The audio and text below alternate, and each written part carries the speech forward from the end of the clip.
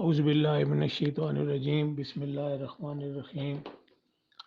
آج کی گفتگو عدنان صاحب کے سوالوں کے جواب کے سلسلے میں ہے۔ میں یہ چاہ رہا تھا کہ کسی طرح سے مختصر کر کے اس بات کو سمیٹوں، لیکن بات پھیلتی چلی جا رہی ہے۔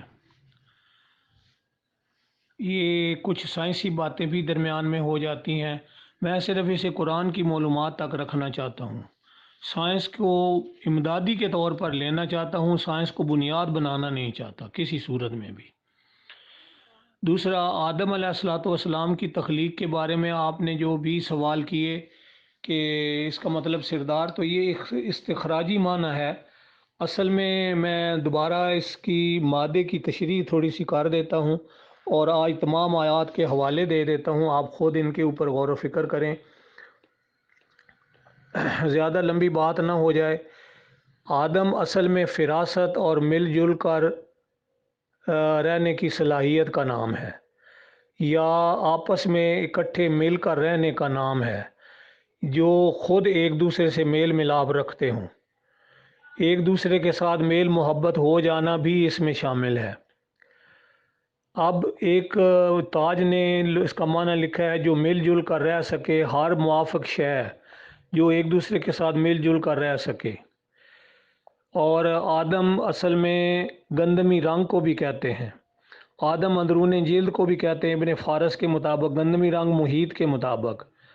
ادام لفظ کسی خاندان کا ایسا مثالی فرد ہے جس سے اس کے قبیلے کا تعین کیا جائے، اس کے قبیلے کی پہچان ہو۔ اسی سے میں نے یہ لفظ استخراج کیا تھا کہ اصل میں سردار ہی ہوتا ہے تقریباً، وہ جو ویسے اس معنوں میں استعمال نہیں ہوتا، لیکن یہ مثالی فرد کے معنوں میں استعمال ہوتا ہے۔ آدمی جس کی نسبت آدم کی طرف کی جائے اسے آدمی کہتے ہیں۔ اب آدم علیہ السلام کی تخلیق کے حوالے سے آپ نے حوالے پوچھے ہیں۔ ایک تو پہلا آپ نے اسی رکوع کو ذہن میں رکھنا ہے، 2 یہ دوسری سورۃ البقرہ کی آیت نمبر 30 سے لے کر 39 تک، یہ چوتھا رکوع ہے سارے کا سارا۔ اس میں قصہ آدم ہے، آدمی کی ساری داستان ہے۔ اس کے بعد اس میں قابل غور باتیں یہ ہیں کہ آدم کو جو اگر یہ قصہ فرد واحد کا ہوتا تو جمع کے صیغے کیوں ہوتے؟ اگر آسمان سے نزول ہوتا تو پھر لفظ نزول ہوتا، حبوط نہ ہوتا، اور پھر ایک بندہ ہوتا تو پھر منہا جمیعہ کا لفظ نہ ہوتا، نابتو منہا جمیعہ کا لفظ نہ ہوتا۔ تو اس کا مطلب ہے کہ یہ پوری انسانیت کی داستان ہے، پورے انسان اس سے مراد ہیں، اور تائب ملائکہ کا تابع فرمان ہونا، ساری مخلوقات کا جو بھی ما فوق الفطرت ہماری آنکھوں سے اوجھل مخلوقات ہیں وہ سمجھ لیں، قوتیں سمجھ لیں، جو بھی آپ اس کا ادراک کرنا چاہیں کر لیں، وہ ساری کی ساری انسان کے آگے سجدہ ریز ہیں۔ بہرحال یہاں پہ آدم کی بات ہو رہی ہے۔ دوسرا اس کے بعد ہے جو بڑی لمبی آیات ہیں، وہ آپ نوٹ کر لیں، ضرور پڑھیں اس کو ایک دفعہ، اور پھر اس پہ حوالے پہ بات کریں گے۔ 15/26 سے لے کر 50 تک، یہ کم از کم 25 آیات ہیں۔ ان سب کے اندر ابتدا یہاں سے ہو رہی ہے، وَلَقَدْ خَلَقْنَا الْإِنسَانَ مِنْ صَلْصَالٍ، یہ ہم نے انسان کو صلصال سے بنایا، آگے کھنکتی ہوئی مٹی سے۔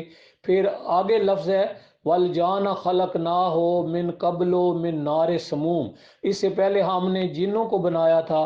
اور پھر لفظ ہے اِذْ قَالَ رَبُّكَ لِلْمَلَائِكَةِ، کہ ہم نے ملائکہ کو کہا، دیکھو نا ترتیب وار، پہلے انسان کی مٹی سے تخلیق، پھر جنوں کی اس سے پہلے تخلیق ہو چکی تھی، اور پھر یہاں پہ فوراً کہا کہ ہم نے ملائکہ کو کہا کہ بشر کو سجدہ کرے۔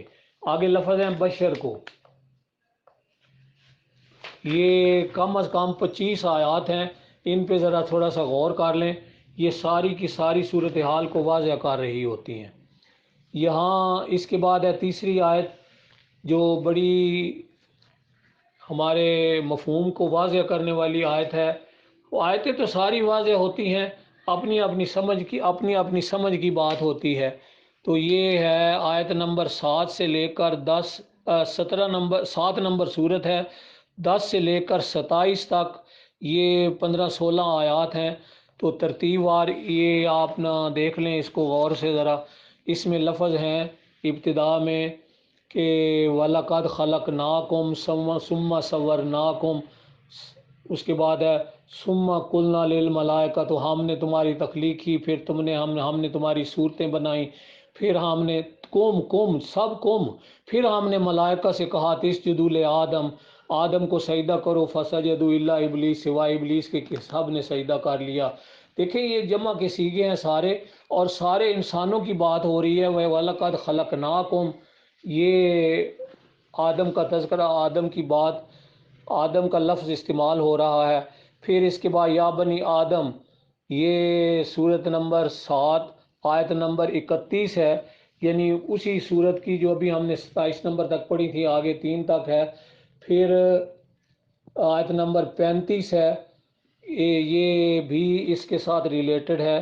ان سب کو ملا کے پڑھیں، مفہوم واضح ہو جائے گا کہ قرآن کریم نے کیا مطلب ادا کیا ہے، کہ یہ پوری نوع انسانی کی داستان ہے یا یہ صرف ایک آدم کا تذکرہ ہے۔ پھر اسی طرح سے صورت نمبر 20 آیت نمبر 115 سے لے کر 124 تک، یہ مسلسل آیات ہیں جس میں پھر سارے تذکرہ ہے آدم کا، کہ ہم نے اس سے پہلے یہ آدم سے یہ عہد لیا تھا کہ ہمارے عہد کو نہ بھولنا، ہمارے قانون کو نہ بھولنا، لیکن ان سے غلطی ہو گئی، ان سے بھول ہو گئی، تو پھر یہ یہاں سے سٹارٹ ہوتی ہے، اس میں بھی آدم کا لفظ استعمال ہو رہا ہے۔ تو اس کے بعد آیت نمبر از قال ربک للملائکۃ انی خالق بشر من طین، میں طین سے بنانے والا ہوں بشر کو۔ یہ ساری آیات اس ساری کی ساری تذکرہ کر رہا ہے آدم کا، بشر کا، انسان کا، اس میں سارے لفظ اکٹھے ہو جاتے ہیں۔ یہ 35 نمبر صورت ہے اور 71 سے لے کر 85 تک آیات ہیں۔ یہ ساری آیات انتہائی قابل غور ہیں اور ان سے ساری داستان سمجھ آ جاتی ہے۔ بندہ ترتیب وار پڑھتا رہے نا تو پھر بات سمجھ آتی ہے۔ 17 نمبر صورت آیت نمبر 61 سے لے کر 65 تک، اس میں پھر ہے کہ ہم نے ملائکہ سے کہا کہ آدم کو سجدہ کرو، تو سب نے سجدہ کیا۔ پھر آگے اسی طرح سے اس نے مہلت مانگی، وہ سارے کا سارا تذکرہ دوبارہ ہے۔ تو حضرت آدم کی ساری داستان کے قابل غور نکات دیکھ لیں، جتنے جتنے بنتے ہیں، آپ کے سامنے کلیئر بات ہو جائے گی کہ آدم سے مراد کیا ہے اور آدمی کس کو کہتے ہیں۔ آدمی اور بشر ایک نبی کے وجود کا نام ہے یا ایک ہی وجود کا نام ہے؟ بعض اوقات یہ دونوں مترادف کے طور پر بھی لفظ استعمال ہوئے ہیں۔ یہ ہے 30 نمبر صورت آیت نمبر 20 سے لے کر 21 تک۔ ایک جگہ ہے کہ ہم نے آدم کو کھنکتی ہوئی مٹی سے پیدا کیا، ایک جگہ ہے ہم نے بشر کو کھنکتی ہوئی مٹی سے پیدا کیا۔ تو اس کا مطلب ہے آدم اور بشر دونوں کی تخلیق ایک ہی مخلوق کے لیے مراد ہے۔ اور پھر حضرت عیسیٰ علیہ السلام کی پیدائش کو آدم کی تخلیق سے مماثل قرار دے دیا گیا، جبکہ مماثل بنتے نہیں ہیں، کیونکہ عیسیٰ علیہ السلام تو بہرحال ماں کے پیٹ سے پیدا ہوئے تھے، بغیر باپ کے نہیں، اور نسل انسانی کے تسلسل میں تھے۔ اب اس پہ بحث نہیں کرنی کہ ان کے والد تھے یا نہیں تھے، یا وہ بن باپ کے پیدا ہوئے، یہ بحثیں ہو چکی۔ 3/59 میں یہ بات ہوئی ہے کہ کمثل آدم کی مثل بنا کے دکھائیں، جس طرح سے یہ داستان بنائی جاتی ہے کہ آدم تو بغیر ماں باپ کے پتلا تھا، کہ عیسیٰ علیہ السلام اسی طرح سے تھے، ان کو تولید کی ضرورت نہیں تھی تو پھر ماں کی بھی ضرورت نہ بناتے نا۔ اسی طرح سے پھر ایک اور جگہ جناب نا جی 18/50 کے اندر یہ بات بیان ہوئی ہے۔ پھر خونریزی کی ابتدا اور وجہ فساد کے بارے میں بتایا گیا ہے کہ اس کی وجہ کیا ہو سکتی ہے۔ یہ 5/27 سے لے کر 31 تک یہ کلیئر کر دیا گیا کہ خونریزیوں اور فسادات کی وجہ کیا ہوتی ہے، اور بنی نوع انسان کی جو فضیلت بتائی جاتی ہے یہ تمام مخلوق پر 17/70، تو اس میں تمام مخلوق تو بہرحال نہیں ہے، فضلناہم علی کثیر پر فضیلت ہے۔ بہرحال آپ اس کو کثیر سے مراد سارے ہی لے دیں، تو سب پہ فضیلت ہے، انسان کا مقام بھی متعین ہو جاتا ہے اس طرح سے۔ 19/58 کے اندر بھی یہ آیت ہے، پھر یہ تذکرہ ہے، پھر 136 بٹا صرف 36/60-61 کے اندر بھی یہ تذکرہ ہے، پھر نسل انسانی کا تسلسل اور عہد ربانی جو ہے یہ 7/72-73 کے اندر بھی یعنی بات بیان کی گئی کہ ہم نے بنی آدم کو ان کی نشستوں سے، ان کی تو جو بھی ترجمہ کیا جاتا ہے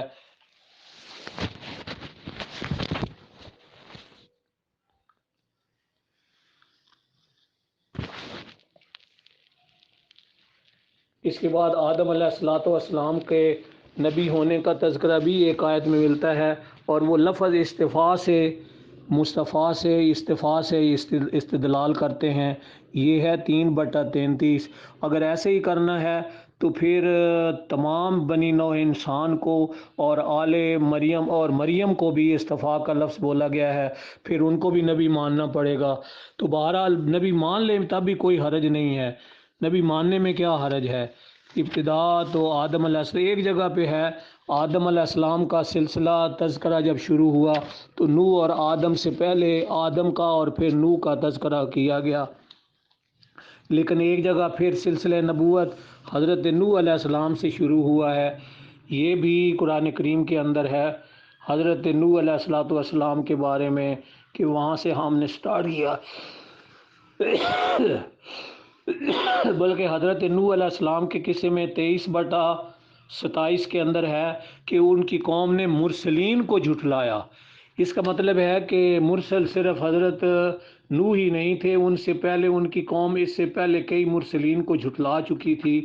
تو اس سے استدلال یہ بھی کیا جا سکتا ہے کہ حضرت نوح سے پہلے بھی موجود تھے ان رسول، وہ پہلے رسول نہیں بنتے۔ اسی طرح سے بشر کا جو لفظ ہے وہ میں نے اس دن بھی ماں نے بتا دیے تھے، بہت ساری آیات میں یہ لفظ استعمال ہوا ہے۔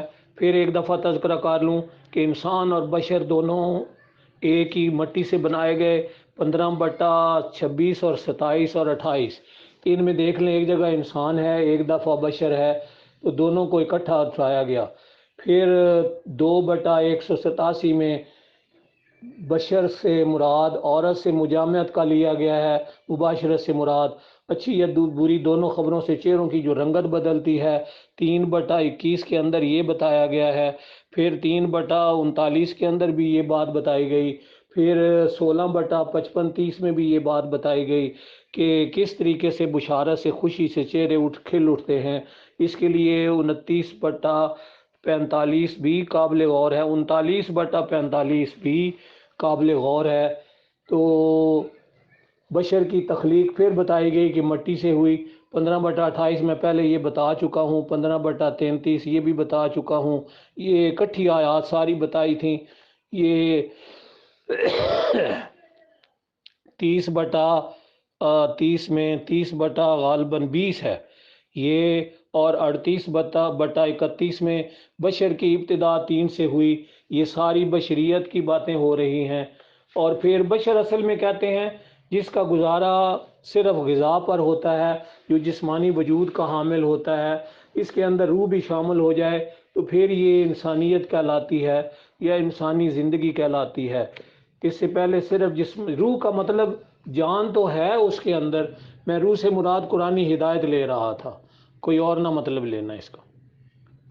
رسولوں کی بشریت پر ان کی قوم کے لوگوں کا بھی اعتراض تھا کہ یہ ہمارے جیسا ہی بشر ہے، ہماری طرح کھاتا پیتا چلتا پھرتا، 36/15 کے اندر یہ بات ہے، اور بھی ہر رسول کے بارے میں یہ تو ہے، یہ مجھے حوالے دینے کی ضرورت کوئی نہیں۔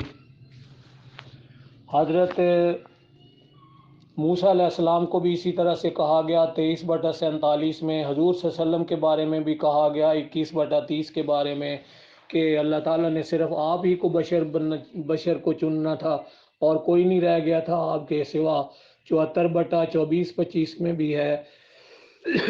حضرت نوح علیہ السلام کو بھی اسی طرح سے 11/27 میں کہا گیا اعتراض بھی کیا گیا حضرت شعیب علیہ الصلوۃ والسلام کے بارے میں، بہرحال تمام کے بارے میں، اور پھر تمام رسولوں کا اعتراف بھی تھا 14/21 کے اندر، 11 کے اندر، 14/11 کے اندر، کہ ہم واقعی رسول بشر ہیں، یعنی ہم آپ کی طرح کھاتے پیتے ہیں، آپ کی طرح چلتے پھرتے ہیں، آپ کی طرح اٹھتے بیٹھتے کھاتے پیتے، جسمانی جسم دستخط رکھتے ہیں، فزیکل باڈی ہے ہماری. تو یہ ساری باتیں قرآن کریم کے اندر سے معلوم کی جا سکتی ہیں. اور اس طرح سے اب میں انسانوں کے حوالے سے بات کروں تو میرے بھائی اس کے لیے وقت چاہیے بہت سارا. انسان کے حوالے سے انسان اگر وہی کے بغیر چلے تو جھگڑالو ہے، جدالو ہے، جلد باز ہے، شوخی خورہ ہے، اور پتہ نہیں کیا کیا اس کے بارے میں جناب رب ہی لاقنود ہے. یہ منافقین میں بھی ہے، مشرکین میں بھی ہے، پتہ نہیں کیا کیا ساری باتیں انسانوں کے حوالے سے کی ہے نا.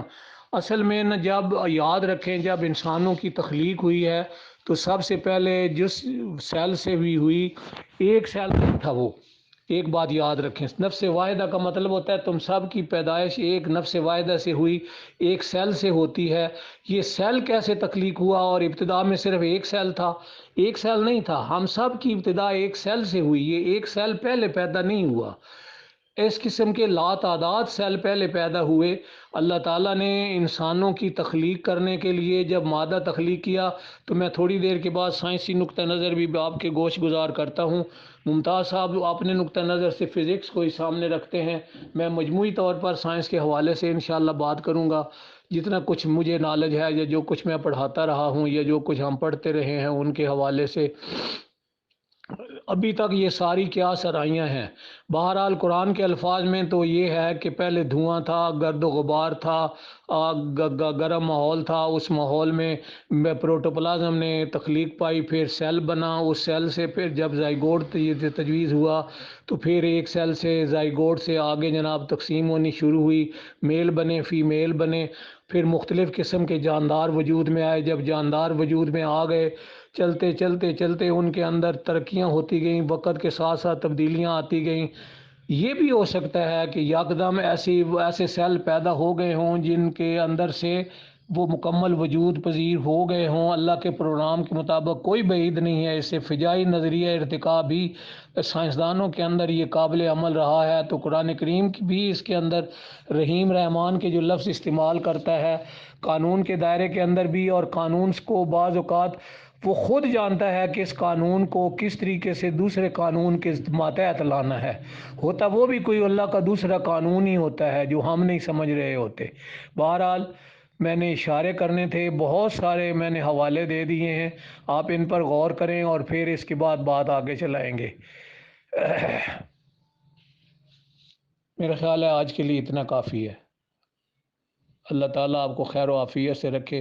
باقی دوست شاید دلچسپی نہیں لے رہے تو میرا دل تھا کہ آپ کے پرائیویٹ نمبر پہ بتا دوں، لیکن پھر سوچا کہ 2-4 ہوں گے مجھ سے دیوانے بھی. اس کے بعد 1 یا 2 لیکچر اور ہوں گے اس کے آدم پر، اس کے بعد اس کا اختتام کریں گے اور پھر آگے نیا سلسلہ شروع کریں گے انشاءاللہ تعالی. میرا دل تھا کہ کچھ سیرت کے حوالے سے 2-4 باتیں کی جاتی، سنت کے حوالے سے باتیں کی جاتی، عشق و محبت کی باتیں. کچھ ہم دماغ خوریاں کرتے رہتے ہیں، دل کی باتیں بھی کرنی چاہیے.